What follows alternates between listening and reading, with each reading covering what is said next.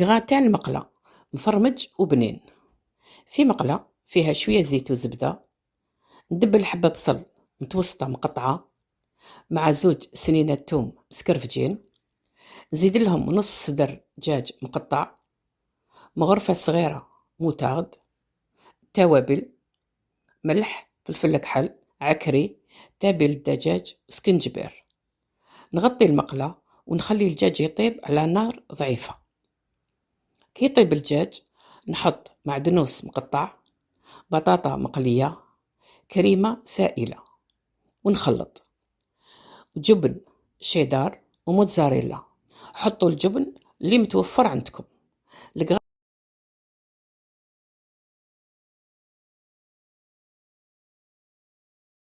راه واجد، شوفوا القوام يشهي.